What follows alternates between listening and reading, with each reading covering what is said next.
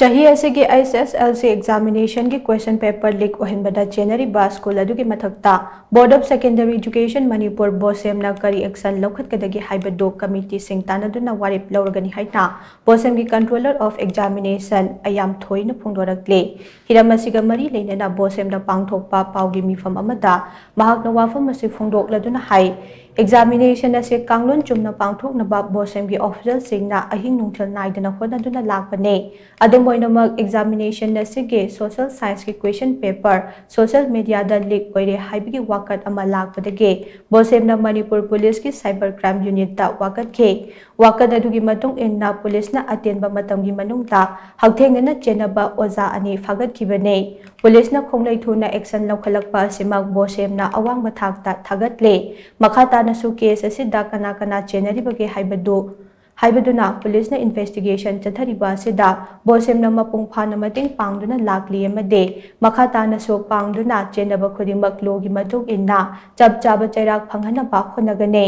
ꯊꯧꯗꯣꯛ ꯑꯁꯤꯗ ꯆꯦꯟꯅꯔꯤꯕ ꯊꯧꯕꯥꯜ ꯍꯧꯈꯥꯗ ꯂꯩꯕ little star English higher secondary ꯁ꯭ꯀꯨꯜꯒꯤ ꯃꯊꯛꯇꯁꯨ BOSEM ꯅ ꯀꯔꯤ ꯑꯦꯛꯁꯟ ꯂꯧꯒꯗꯒꯦ ꯍꯥꯏꯕꯗꯨ ꯄꯨꯂꯤꯁꯀꯤ ꯔꯤꯄꯣꯔꯠ ꯍꯦꯛ ꯂꯥꯛꯄꯒ BOSEM ꯒꯤ ꯀꯃꯤꯇꯤꯁꯤꯡꯅ ꯋꯥꯔꯦꯞ ꯂꯧꯔꯒꯅꯤ꯫ BOSEM ꯅ ꯂꯧꯕ examination ꯑꯁꯤ ꯀꯥꯡꯂꯣꯟ ꯆꯨꯝꯅ ꯄꯥꯡꯊꯣꯛꯍꯟꯕꯗ ꯃꯤꯌꯥꯝꯅꯁꯨ ꯑꯉꯝꯕ ꯃꯇꯦꯡ ꯄꯥꯡꯕꯤꯌꯨ꯫ ꯃꯗꯨꯒꯤ ꯑꯣꯟꯅ ꯇꯩꯅꯕꯗ BOSEM ꯒꯤ ꯃꯤꯡꯆꯠ ꯊꯤꯕ ꯌꯥꯕ ꯊꯕꯛ ꯇꯧꯔꯛꯂꯕꯗꯤ ꯂꯣꯒꯤ ꯃꯇꯦꯡ ꯂꯧꯗꯨꯅ ꯆꯞ ꯆꯥꯅ ꯊꯦꯡꯅꯒꯅꯤ ꯍꯥꯏꯅꯁꯨ ꯃꯍꯥꯛꯅ ꯃꯈꯥ ꯇꯥꯅ ꯐꯣꯡꯗꯣꯛꯈꯤ꯫ एग्जाम से पब्लिक एग्जाम ने हौरक्लिबा अगांसिंगे फर्स्ट पब्लिक एग्जाम ने फेस तौबा मसिदा चुम्मी नत्रगा लाली खंगदेबदा सोशल मीडिया दा हेक्टा वायरल वहलपा नोट फंगे हाइजलपगुम्बा प्रमाणदि लेतबदा सुगुम्बसेसु तौबिदनबा अई मयामदा अपील तौजगे लोइना लोइना करिगुम्बा मरा लेबा लेरमगदि सोइदना कोई कंप्लेन तौजगनी हायर अथॉरिटीज लॉगी खुथांगदा कोई एक्शन लौजगनी हौजिक सिगी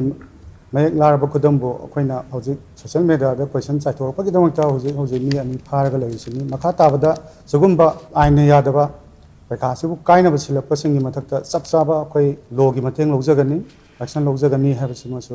मयामदा थमजग।